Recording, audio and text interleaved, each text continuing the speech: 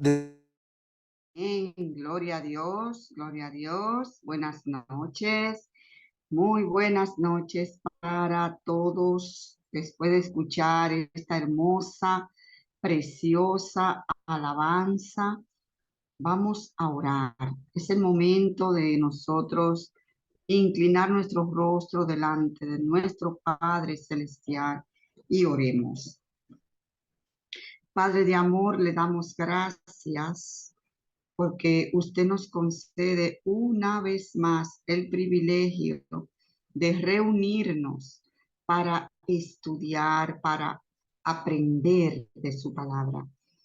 Gracias, Señor, porque usted pone en nuestros corazones el querer y el hacer conforme a su voluntad.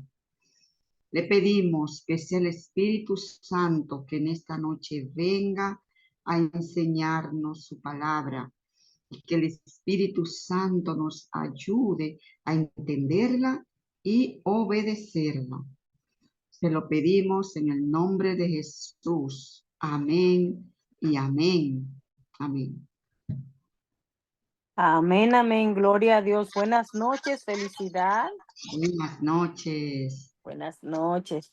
Bueno, en este momento les extendemos una sincera y cordial bienvenida para los que nos encontramos acá adorando a nuestro Dios.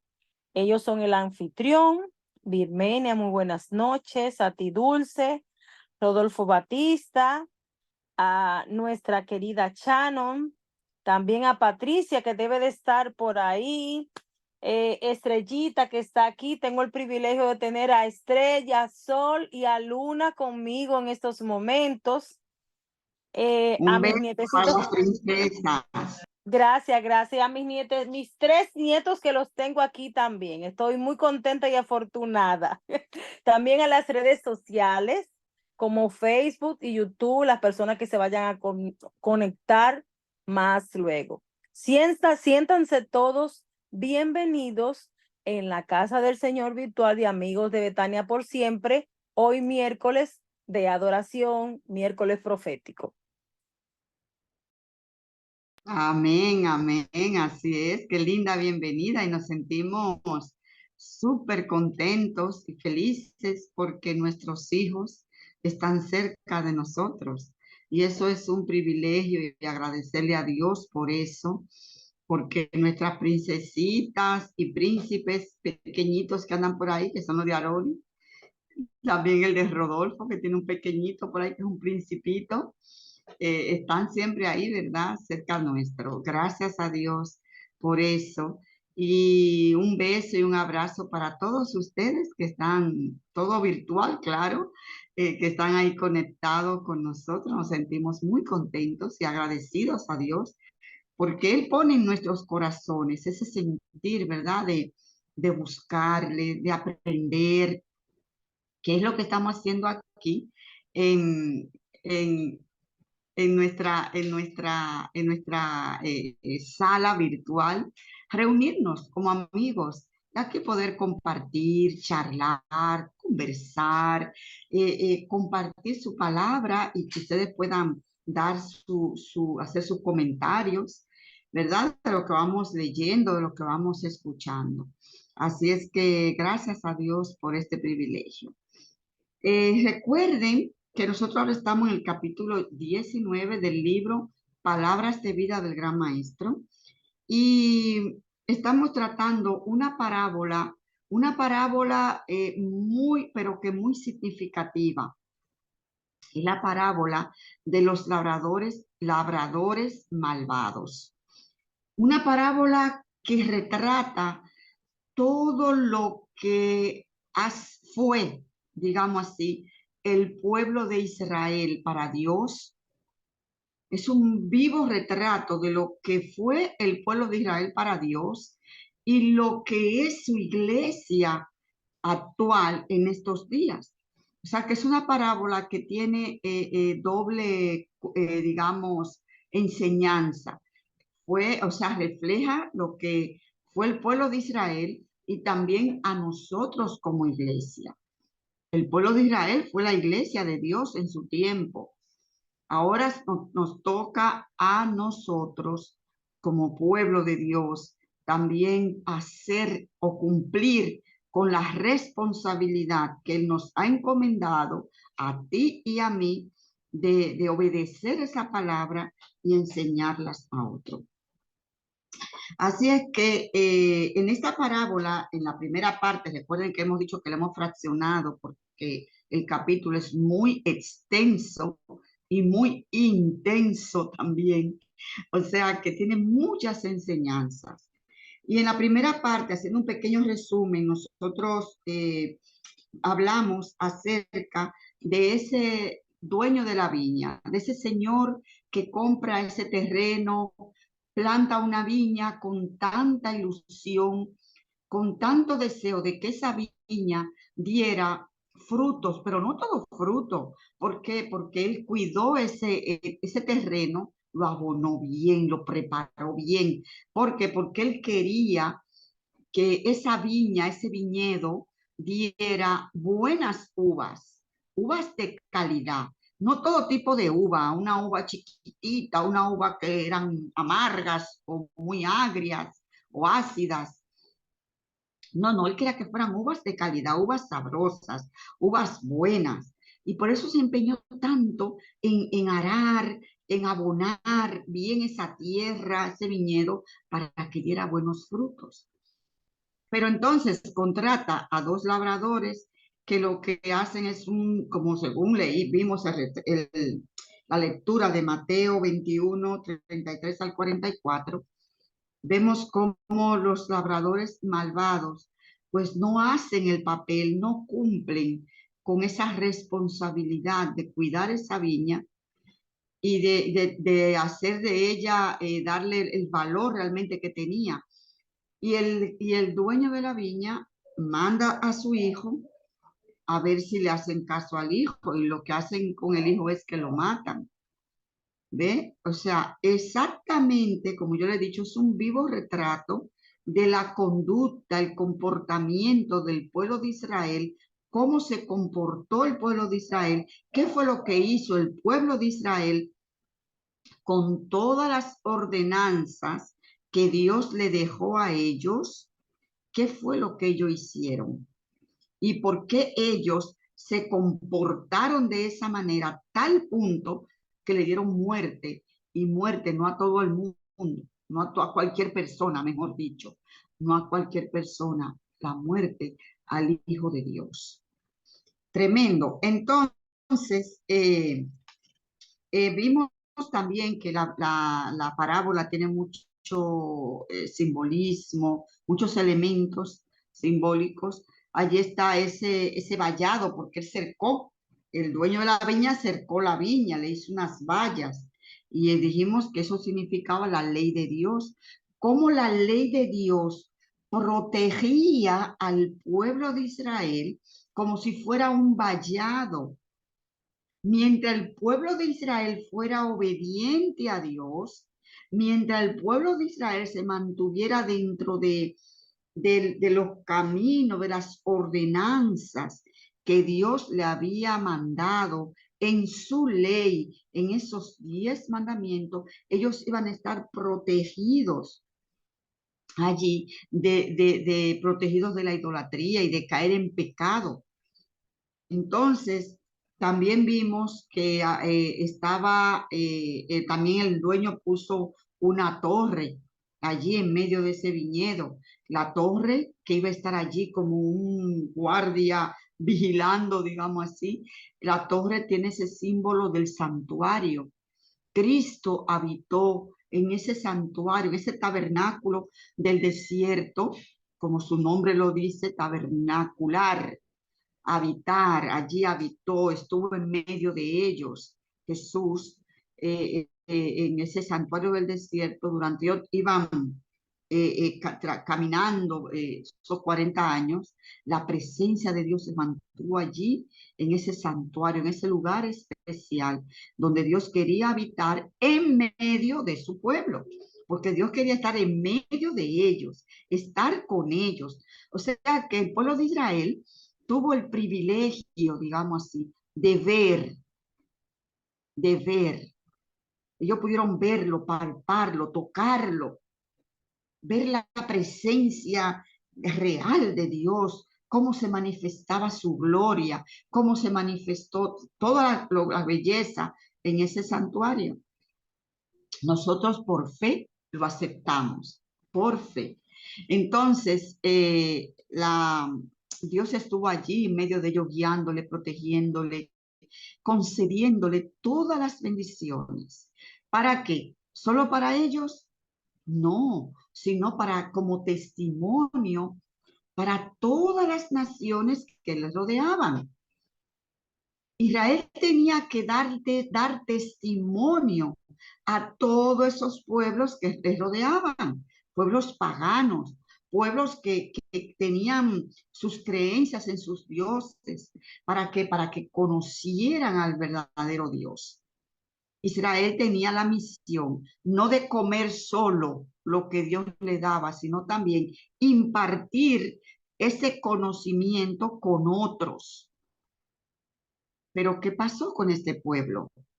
Este pueblo de Israel eh, hizo todo lo contrario después que se comprometió, que sí, Señor, vamos a hacer todo lo que usted diga, lo vamos a hacer, todo lo que usted mande, lo haremos, ¿verdad? Todo lo contrario pasó. Mataron a los profetas, lo apedreaban. Isaías murió aserrado, ¿no sabían? Isaías. Fue terrible la muerte del profeta Isaías. Al profeta Jeremías lo metieron en una cisterna para que se calle, para no oírlo más hablar, para que ya se calle y no hable más, que ya está bien de todo lo que calamidades que está profetizando. O sea, es una pena la conducta, como tan bajo que cayó este pueblo, tan terrible fue su caída por querer imitar a otros pueblos, por querer imitar a los que tenían ellos que darle ejemplo. Ellos mejor copiaron del ejemplo de esos pueblos. Entonces, bueno, ese privilegio tan grande que Dios le dio, y ya allí envía a Jesús. Y mira cómo lo que hicieron con Juan el Bautista, lo decapitaron también a Juan el Bautista, y ahora Jesús, lo que hicieron con Jesús. O sea, que tremendo. Y el último parrafito que leímos de esa primera parte dice que este era el fruto, a ver, sí, este era el fruto que Dios deseaba de su pueblo, en la pureza de sus caracteres, en la santidad de sus vidas, en su misericordia, en su amante bondad y compasión, habían de mostrar que la ley de Jehová es perfecta, que convierte el alma. Dios esperaba que ese pueblo diera la talla, como decimos nosotros, que ese pueblo tuviera la altura, el nivel que tenía que estar como nación, como pueblo. Ahora vamos a continuar y ver qué fue lo que realmente qué lo que pasó con este pueblo. Vamos a ver qué nos dice más este libro en esta segunda parte que vamos a tratar hoy. Dice que su obediencia a la ley de Dios iba a proveerles maravillas y prosperidad delante de las naciones del mundo. El que podía darle sabiduría y habilidad en todo artificio, continuaría siendo su maestro y los ennoblecería y elevaría mediante la obediencia a su ley, a las leyes que Dios le dio.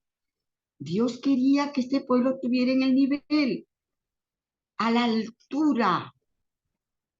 Pero ojo con lo que voy a decir. Estamos hablando del pueblo de Israel, pero también vamos nosotros aplicándonos el cuento a nosotros también, porque a medida que yo voy leyendo y escuchando lo que este libro va diciendo, voy pensando en mí, cómo estoy yo, estoy al nivel, estoy a la altura, estoy dando testimonio o estoy copiando lo que hace el mundo. A un mundo que yo tengo que predicarle, que le tengo que evangelizar, que le tengo que enseñar, que le tengo que demostrar por testimonio quién es Dios. ¿Estoy haciendo o estoy imitando lo que ellos hacen, creyendo lo que ellos creen? Entonces, todo eso tengo yo también que aplicármelo a mí. Y mientras vamos leyendo, usted vaya meditando si realmente estamos al nivel o a la altura o no de lo que Dios requiere de nosotros. Si eran obedientes, iban a ser preservados de las enfermedades que afligían a otras naciones y habían de ser bendecidos con vigor intelectual. La gloria de Dios, su majestad, poder, se revelarían en toda su prosperidad. Serían un reino de sacerdotes y príncipes. Imagínense ustedes que Israel hubiese hecho así como Dios le mandó. Imaginemos, Israel hoy como nación fuera la nación más poderosa del mundo mundial, más respetada, más querida, más amada, porque Dios estuviera ahí con ellos, el Dios, el creador, soberano del universo, siendo el guiador de ese pueblo. Mira, eso fue una cosa espectacular, extraordinariamente hermosa. Y que ese pueblo diera testimonio, aunque tuviese sus naciones en contra, pero que ese pueblo está dando testimonio de que tiene un Dios vivo, un Dios así que ama. Óyeme, fuera maravilloso eso. Eso es en la imaginación, que qué lindo hubiese sido, ¿verdad? Pero ¿y yo? ¿Y tú? Vamos a ver. Entonces, serían un reino de sacerdotes y príncipes. Dios le proveyó todo tipo de oportunidad para que llegaran a ser la nación más grande de la tierra. ¿Qué fue lo que hizo Dios? Le dio toda la oportunidad para que fueran la nación más grande de la tierra. Porque ¿quién era que iba a estar ahí respaldando a esa nación? Jehová de los ejércitos. ¿Y tú? ¿Y yo? Bueno, en una forma muy definida, Cristo mediante Moisés le había presentado el propósito de Dios y aclarado las condiciones de su prosperidad. Tú eres pueblo santo para Jehová tu Dios, dijo él. Jehová tu Dios te ha escogido para que seas un pueblo especial, más que todos los pueblos que están sobre la tierra.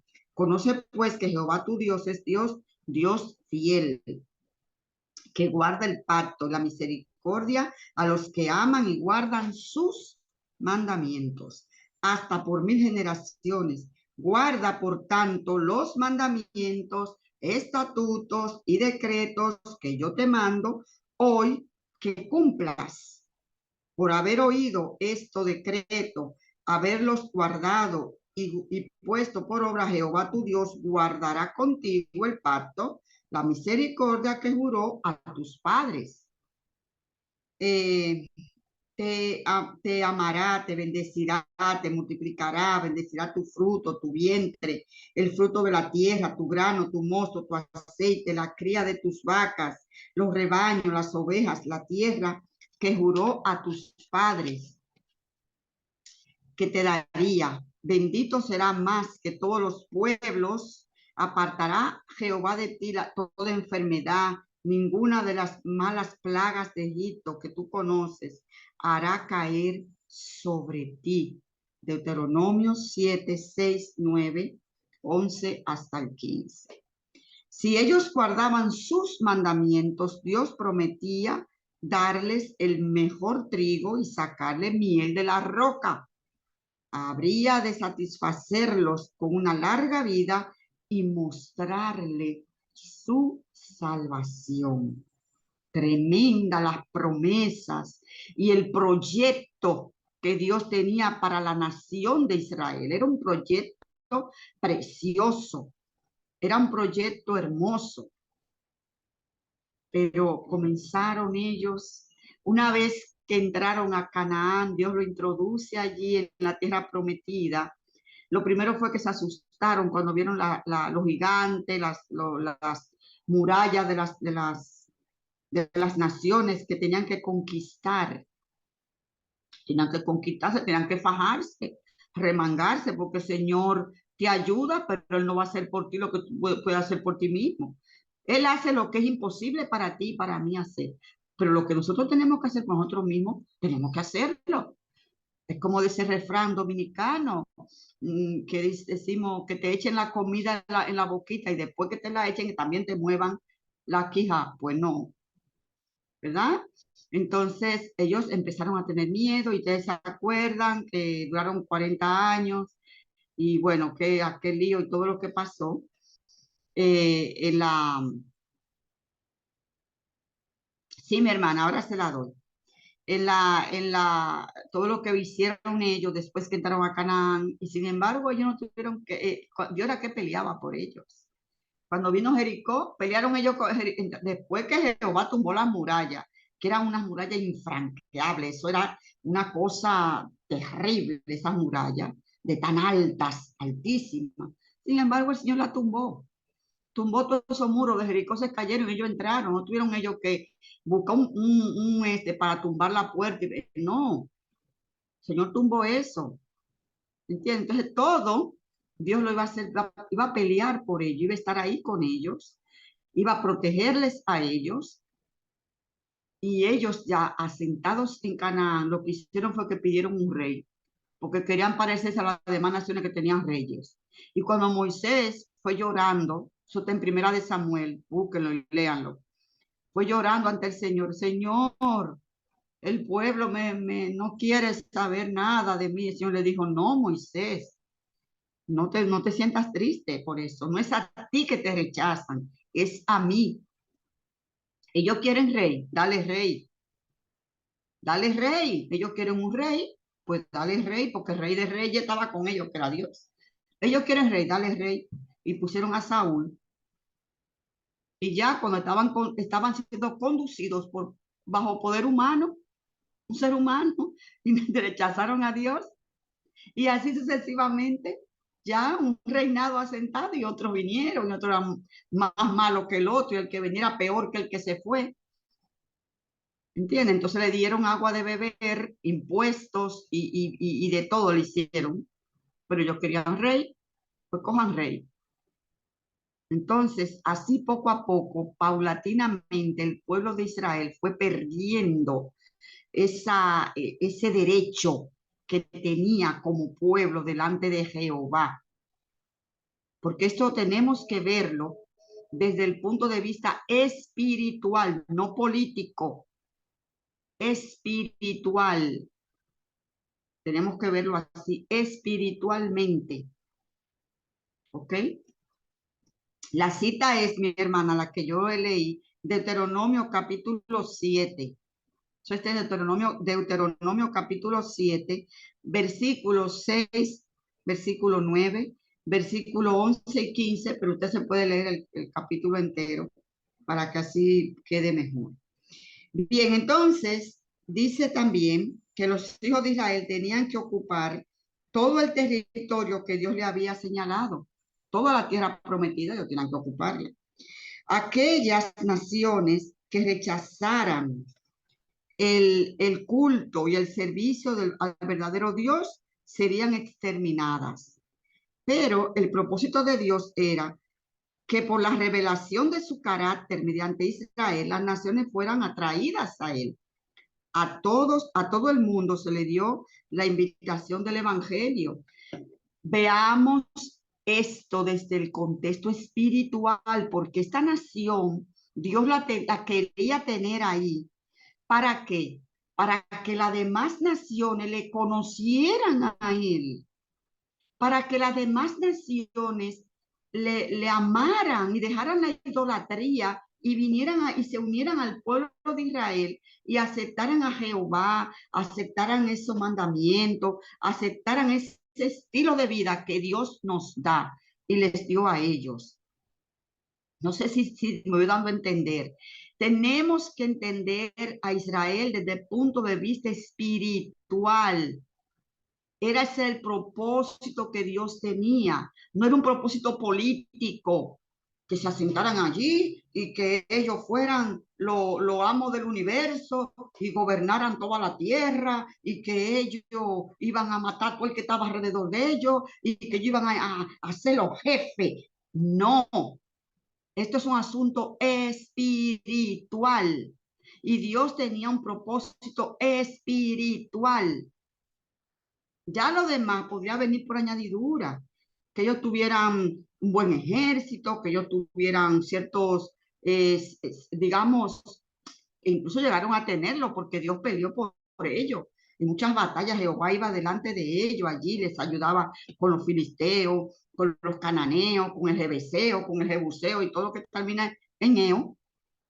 Dios le ayudó a pelear y a conquistar y a ir ganando terreno y vieron muchísimas tribus que no consiguieron ninguna tierra nada, ni siquiera llegaron a conseguirla porque cogieron miedo, perdieron la fe, ellos perdieron de vista todo, porque es un asunto espiritual.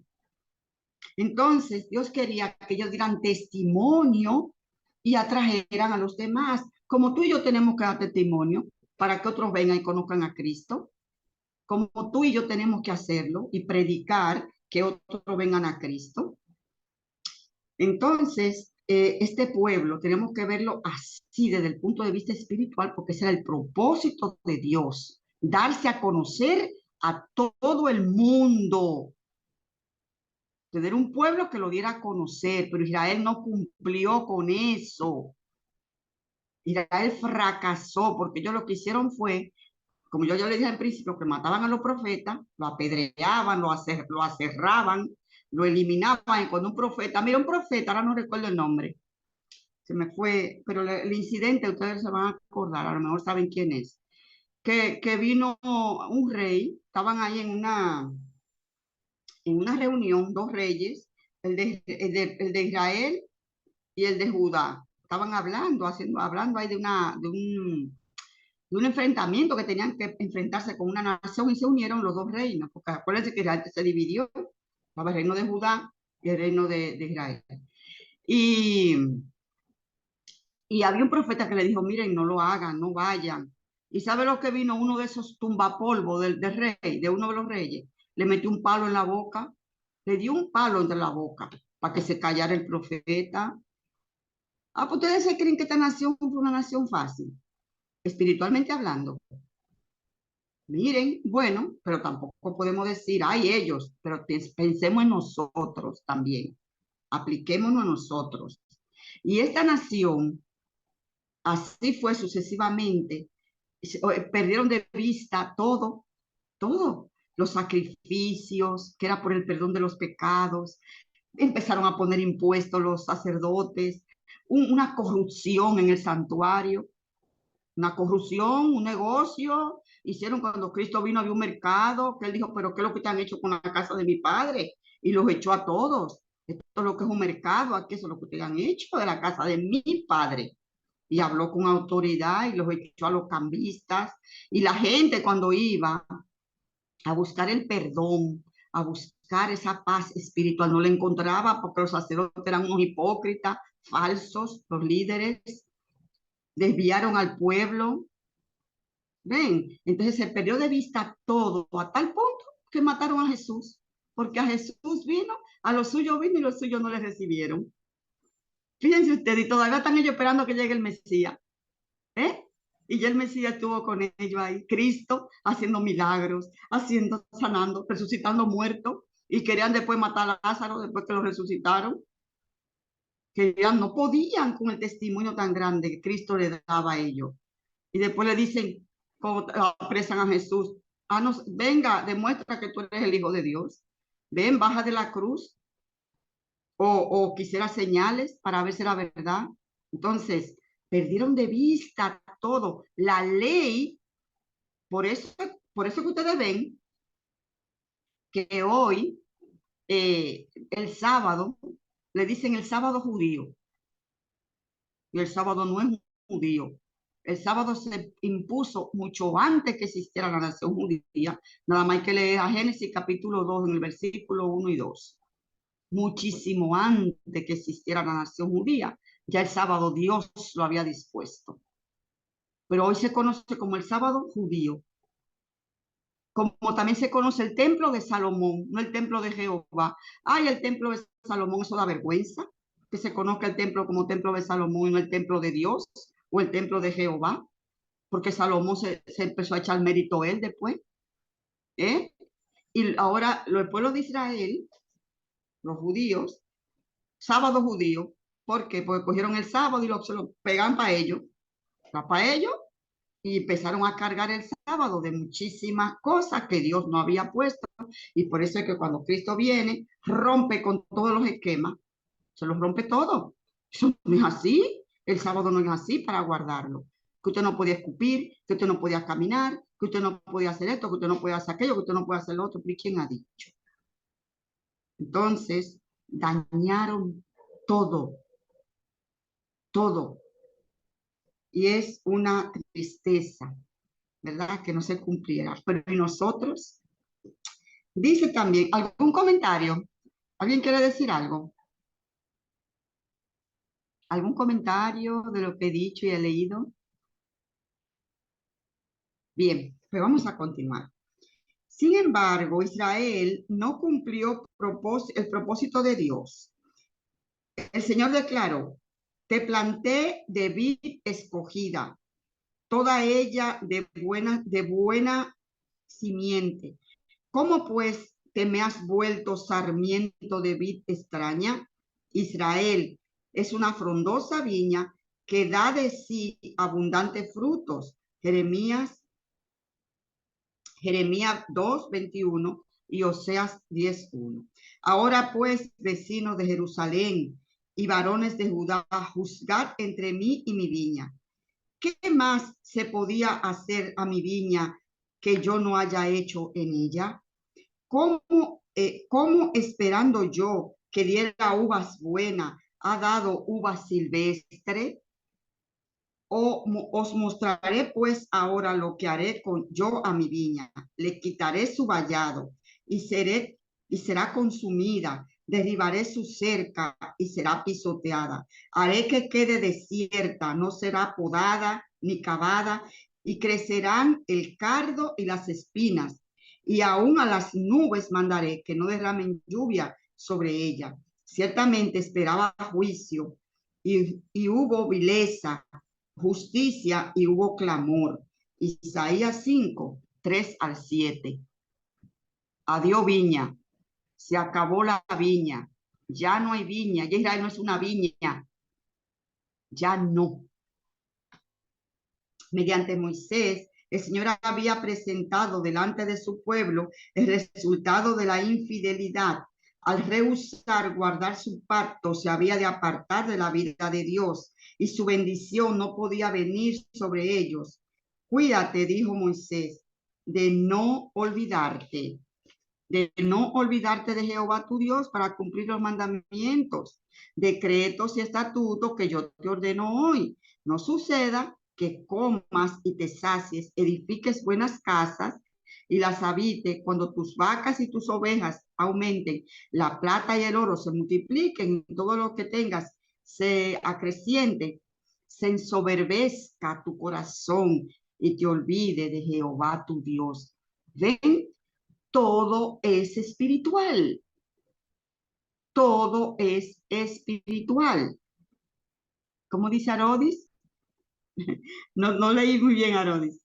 Entonces dice también aquí, pero si llegas a olvidarte de Jehová tu Dios y vas a los dioses ajenos, los sirves ante ellos y te inclina, yo lo afirmo hoy contra vosotros, que de cierto pereceréis.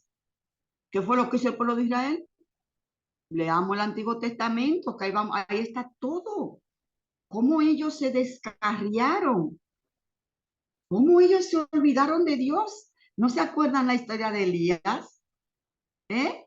¿Qué pasó con el pueblo? ¿Estaba adorando a Dios? No. Ahí con Jezabel se iban a adorar a Baal, con los sacerdotes de Jezabel, que era una sacerdotisa de Astarte, o de Astaró, como se llame la diosa esa. Entonces, El pueblo se desvió a tal punto que dejó de llover para ver si ellos entendían de una vez quién era el verdadero Dios. Y así sucesivamente, a lo largo de la historia de Israel, vemos cómo ese pueblo se olvida de Dios por completo. Entonces, dice también, como las naciones que Jehová destruirá delante de vosotros, así pereceréis, por cuanto no habréis atendido a la voz de Jehová, vuestro Dios. Deuteronomio 8, 11 al 14, 17, 19 y 20.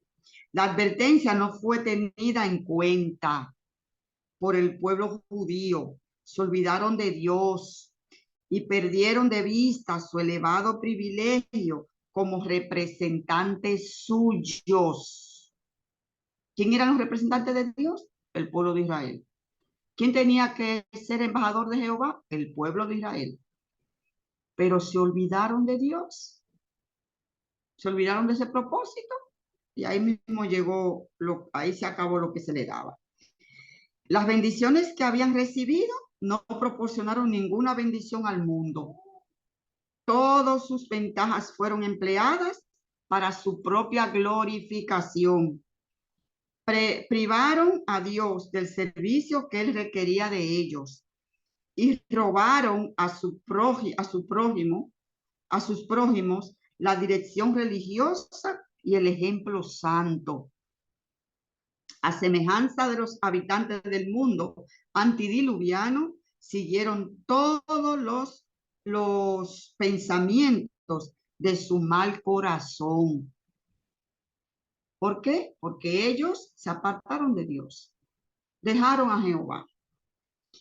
Y continúa diciendo, los sacerdotes y los maestros no fueron fieles instructores del pueblo, no mantuvieron delante de él la bondad, la misericordia de Dios y su derecho a su amor y servicio.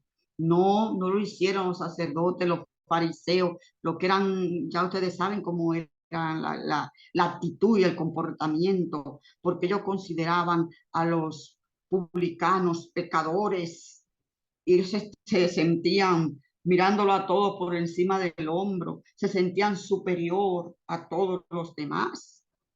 Y los demás que eran miserables pecadores. Y ellos no, claro, ellos no. Y así trataban a las viudas, al huérfano, lo maltrataban con sus leyes, con sus imposiciones, con sus reglas. No cumplieron el propósito que Dios tenía. Tenían el propósito de atraer la atención y el respeto hacia ellos mismos. El pecado de estos dirigentes de Israel no era como el pecado de un transgresor ordinario. Ellos estaban colocados bajo la más solemne obligación hacia Dios. Como dirigentes, como líderes, tenían una responsabilidad delante de Jehová de guiar al pueblo y que dieran buen testimonio para que la gente conociera a Dios. Era el propósito con el pueblo de Israel, un propósito espiritual, no político. Y continúa diciendo, vamos avanzando porque ya, a ver, el tiempo se me echa encima. Espérate, vamos a buscar la segunda parte, la tercera parte, pero esa tercera parte se queda para la otra semana. Ya le he dicho que esto es extenso. Entonces, dice que Dios soportó a su pueblo con corazón paternal. Le suplicó tanto al darle como al retirarles su misericordia. Pacientemente le presentó sus pecados, y con tolerancia esperó su reconocimiento. Fueron enviados profetas y mensajeros para que insistieran ante los labradores en las demandas de Dios, pero en vez de ser bienvenidos, fueron tratados como enemigos, y le mandaba a Dios un profeta, y le mandaba otro profeta, y le mandaba este profeta, y el pueblo no hacía caso. Toda la historia del pueblo de Israel tiene su profeta. que Dios les mandaba, les exhortaba, les decía, están en pecado, dejen eso, dejen aquello, dejen lo otro, hagan así, hagan así, todo el tiempo. ¿Y qué hacían con los profetas? No le hacían caso, o lo mataban, lo apedreaban, etcétera, etcétera. Pero los profetas eran el enemigo del pueblo. Los labradores los persiguieron y los mataron. Dios todavía envió otros mensajeros, pero recibieron el mismo trato que los primeros. Solo los labradores mostraron un mayor odio. Como un último recurso, Dios envió a su hijo diciendo, tendrán respeto hacia mi hijo. Mateo 21:37. Pero su resistencia los había vuelto vengativos y dijeron entre sí, este es el heredero, matémoslo para quedarnos con su herencia. Eso está en el versículo 38. Entonces se nos dejará gozar de la viña y hacer lo que nos place con los frutos. Nos quedamos con la herencia, ¿verdad? Y dice aquí, los gobernantes judíos no amaban a Dios, por lo que se apartaron de él y rechazaron todos sus ofrecimientos de hacer un arreglo justo. Cristo, el amado de Dios, vino para presentar las demandas del dueño de la viña, pero los labradores lo trataron con marcado desprecio, diciendo, este hombre no nos gobernará.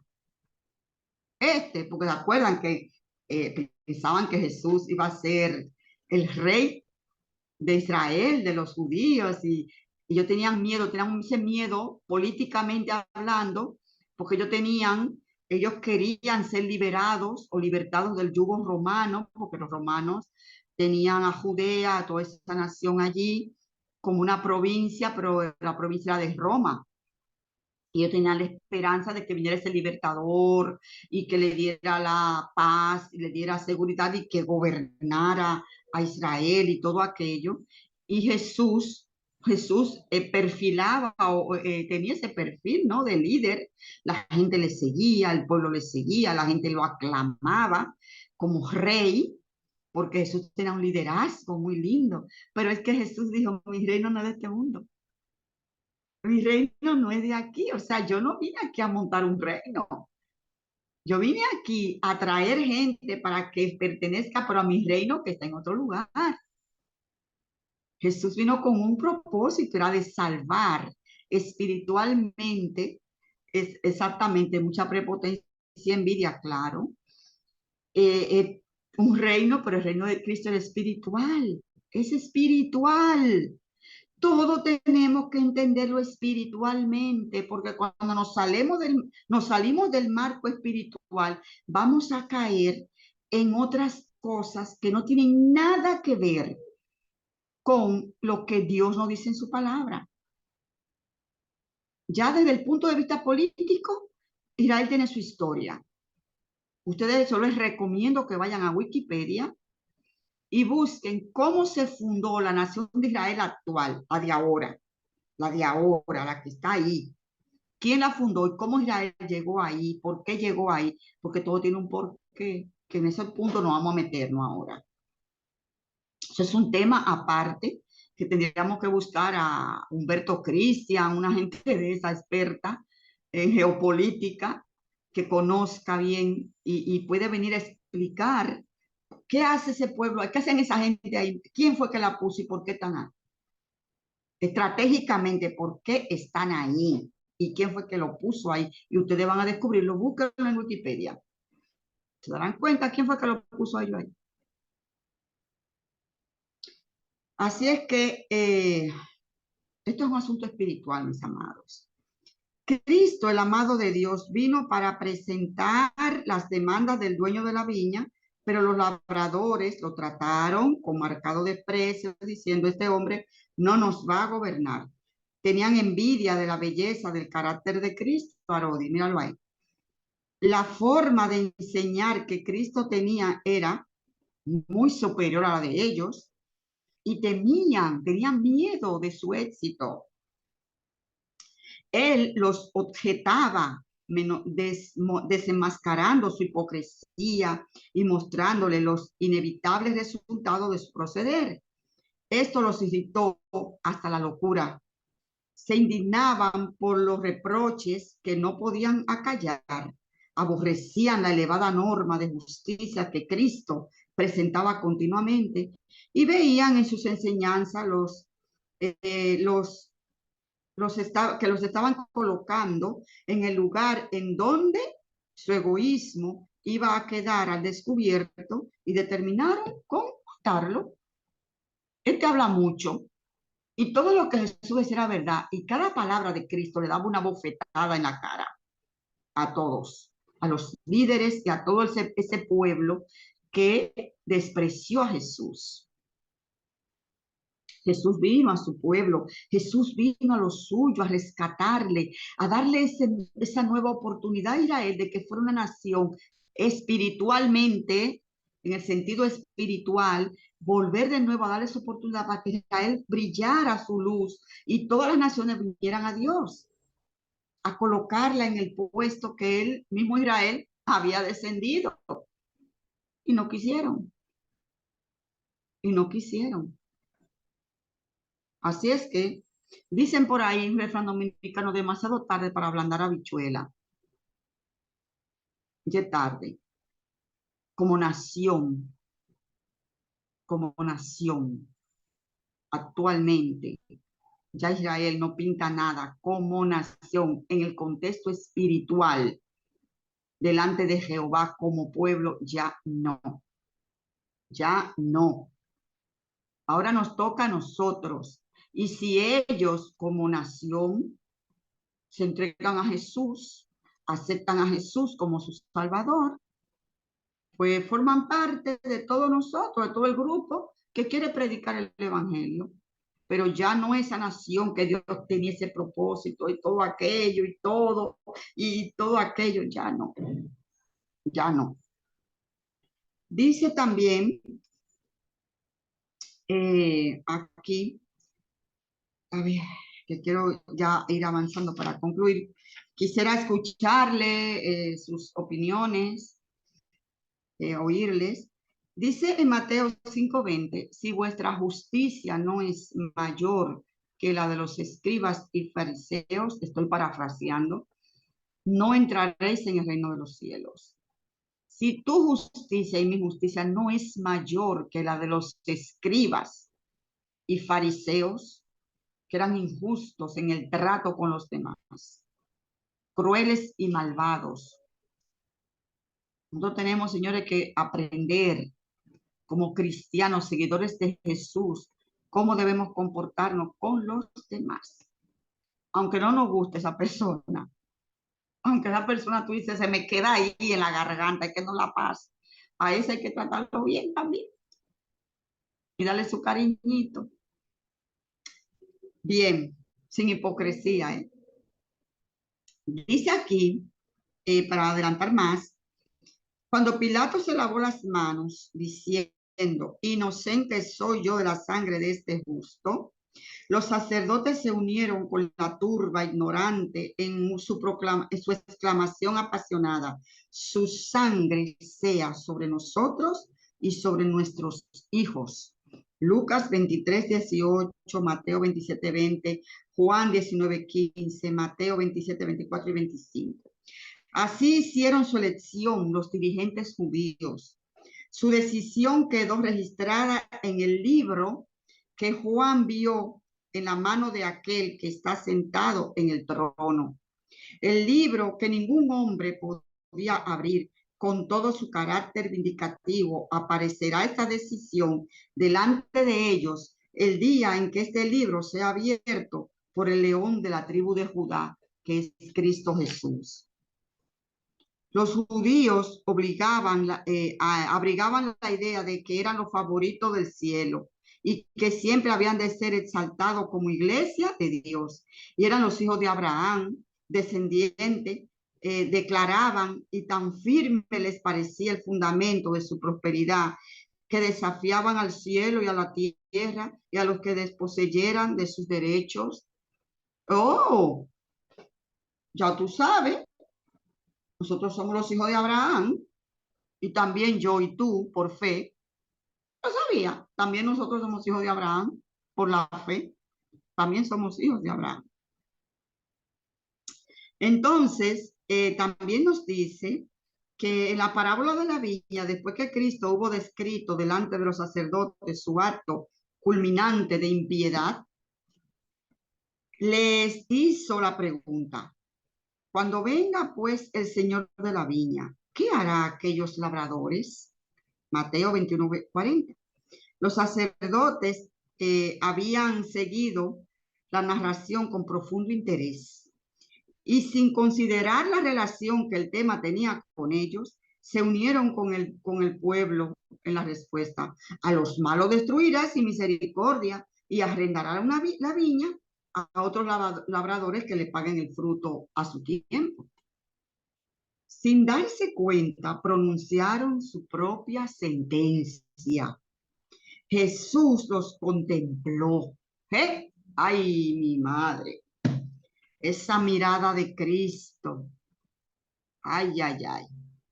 Esa mirada que Jesús les dio a ellos es la misma mirada que nos da a nosotros también. Jesús los contempló y bajo su escudriñadora mirada, ellos supieron que leía los secretos de su corazón. Su divinidad irradió delante de ellos con poder inconfundible y vieron en los labradores el propio retrato de sí mismos. Involuntariamente exclamaron: Dios nos libre. Ahí mismo cayeron, se dieron cuenta que el asunto era para ellos. Se dieron cuenta. Se dieron cuenta y dijeron: Dios nos libre. Porque cuando Jesús los miró con esa mirada tan profunda y hermosa que debe tener Cristo y que así tiene que mirarnos también a nosotros, ¿sí? Con solemnidad y pesar, Cristo les preguntó: ¿nunca leísteis en las Escrituras: la piedra que desecharon los edificadores ha venido a ser cabeza de ángulo? El Señor ha hecho esto y cosa maravillosa a nuestros ojos. Por tanto, os digo que el reino de Dios será quitado de vosotros. ¿Qué fue lo que Cristo le dijo? Que el reino de Dios será quitado de vosotros. ¿Y qué más? Y será dado a gente que produzca los frutos de él. Punto. Sentencia. El reino de Dios fue quitado de ese pueblo. Ya no es un pueblo elegido, escogido, que muchas personas creen que wow, Israel todavía no. Eso está en la palabra de Dios, yo no me lo estoy inventando, fue Cristo que lo dijo. El reino de Dios será quitado de ustedes. ¿Y a quién se le iba a dar? A otros. ¿A otros qué? Que dieran fruto, lo que ustedes no hicieron. Vamos a ver, ¿qué más dice?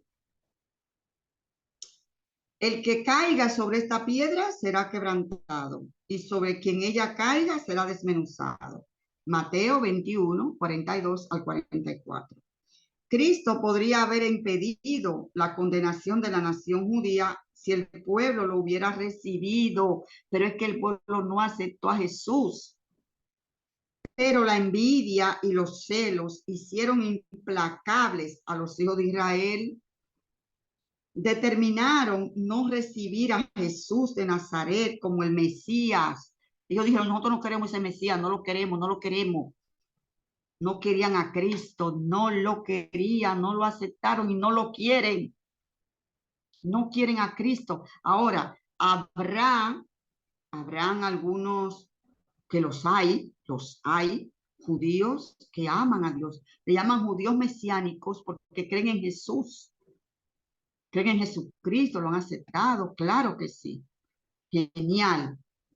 Pero como nación, y ustedes lo han visto por YouTube, lo han visto en la noticia, esperando de que un bendito Mesías, y ahí viene otro Mesías, y que vino, había uno ahí que estaba el otro día por las redes, y eso es un show y una cosa, que llegó el Mesías. Pues están esperando un Mesías, pero a Jesús no lo quieren, no lo quieren. Y Jesús lo sentenció, el reino le he quitado ya ustedes nada. Y dice también aquí, Cristo podría haber impedido la condenación de la nación judía si el pueblo lo hubiera recibido, pero la envidia, los celos, bueno, ya yo lo dije, hicieron implacables a los hijos de Israel, determinaron no recibirlo a Jesús de Nazaret como el Mesías, rechazaron la luz del mundo y de allí en adelante sus vidas estuvieron rodeadas ¿de qué? De tinieblas, tinieblas, como las tinieblas de la medianoche, bien oscurita. La condena predicha cayó sobre la nación judía. Sus propias pasiones feroces e indómitas produjeron su ruina. En su ira ciega se destruyeron mutuamente. Su terco y rebelde orgullo trajo sobre ellos la ira de sus conquistadores romanos. Jerusalén fue destruida, ¿se acuerdan? El templo dejado en ruinas y el terreno arado como un campo. Jesús cuando dijo, aquí no va a quedar piedra sobre piedra de este templo, porque para ellos el templo era el no va más, lo más grande que podían tener el templo. Jesús dijo, este templo no va a quedar nada, tienen que salir de aquí, ¿se acuerdan? En Mateo 24, que allí Jesús habla de las profecías, de lo que iba a acontecer, y de que vuestra huida no sea en invierno, que no sea en sábado. Oye, todo lo que pasó allí, en Jerusalén, con ese asedio, con esa sitiada por los romanos, fue terrible. La gente, ¿te acuerdas? La historia lo narra, que se comían, un niño se comía hoy, la mamá se comía el otro niño de la otra al otro día. Un día se comían a uno, otro día se comían al otro. Los cinturones de cuero se los comían y las chancletas las comían, porque nadie podía entrar ni salir. Fue terrible. Y cuando vino Tito, que invadió el general romano, que invadió Jerusalén ya a atacar, pues no quedó allí nada. Dice que aquello quedó como, no quedó ni piedra sobre piedra, porque se pasó como un arado que no quedó nada, no quedó nada. Terrible. Entonces, dice aquí, en su ira ciega eh, se destruyeron mutuamente. Su terco y rebelde orgullo trajo sobre ellos la ira de sus conquistadores romanos. Jerusalén fue destruida, el templo dejado en ruina y el terreno arado como un campo. Los hijos de Judá murieron bajo los más horribles formas de muerte. Millones fueron vendidos para servir como esclavos en tierras paganas. Como pueblo, los judíos dejaron de cumplir el propósito de Dios y la viña les fue quitada. Los privilegios de los que habían abusado, la obra que habían menospreciado, fueron confiados a otros. Ya. Vamos a ver la próxima semana quiénes son esos otros que esa misma labor le ha sido asignada. Y si tú quieres saber quiénes son esos otros, está interesante porque se me pone la piel de gallina. ¿Quiénes son esos otros? No te pierdas la próxima semana esta siguiente lectura, la tercera parte, porque está muy interesante. O sea que tremendo, y vemos bíblicamente demostrado que el reino le fue quitado a Israel y que ya Israel no tiene nada que ver como nación, como pueblo escogido, como pueblo especial, como pueblo no sé qué, ya no. Ahora, Israel como República Dominicana, como Puerto Rico, como Haití o como Estados Unidos. Es una nación que Cristo vino a morir por todos nosotros y todo aquel que en él cree no se pierda, mas tenga vida eterna en Cristo Jesús. O sea que ahí está Jesús. Jesús vino a morir por todos nosotros, y incluyendo también al pueblo de Israel como nación, claro que sí, pero no es que son un pueblo especial todavía y que aquello y todas aquellas cosas que quieren hacer o decir, no, ya no. Así es que, mis amados, si alguien quiere comentar, adelante, ahora los micrófonos, comenten, digan algo, porque si no, ya hemos terminado. ¿Algún comentario?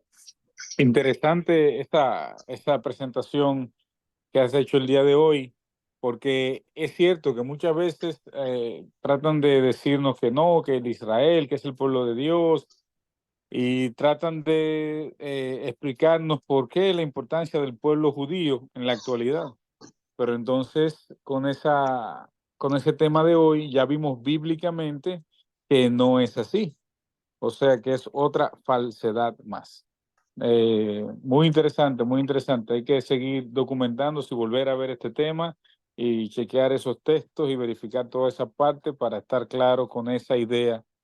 Todos los aquí presentes lo estamos y me imagino que lo que verán en este video también más adelante estarán claros en cuanto a eso. Gracias, Félix. Sí, por eso te digo, a ver si nosotros pudiéramos en un futuro no muy lejano invitar a alguien que entienda de geopolítica y que nos explique bien políticamente, porque yo le he presentado esa parte espiritual, que era el propósito único que Dios tenía con la nación de Israel, esa parte espiritual, pero para que nos explique la actualidad de Israel actual. Y yo les recomiendo que busquen en Wikipedia, léanlo ahí, búsquenlo por internet. Israel, la historia de la nación, y ustedes lo van a ver, cómo fue que ellos llegaron de nuevo a ese lugar, quién fue que los llevó, y todo aquello, pero sería bueno que nosotros tuviéramos a alguien que venga y nos explique, que conozca bien de esa historia y nos dé una explicación clara, realmente como nación actualmente, políticamente hablando, qué papel desempeña Israel, porque espiritualmente ya no desempeña ninguna función. Así es que si alguien quiere comentar algo más, ¿algún otro comentario? Bien, pues entonces vamos a orar y luego terminaremos con una linda alabanza. Oremos. Padre de amor, gracias le damos, Señor, porque usted nos ha dejado claramente demostrado el propósito que usted tenía con esta nación, que fue un especial tesoro en su momento para usted. Le damos gracias, pero le damos gracias porque hoy usted tiene un pueblo que sigue y continúa siendo su especial tesoro. Gracias, Señor, porque usted nos ama, nos guarda, nos cuida. Y gracias porque envió a Jesús para que salvara no solamente al pueblo de Israel, sino a todo el mundo. El pueblo de Israel está incluido dentro de ese plan de redención.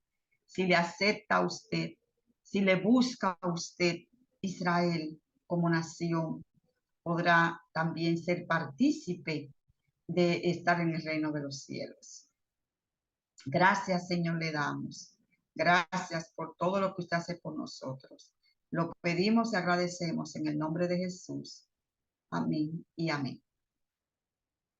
Concluimos con una hermosísima alabanza.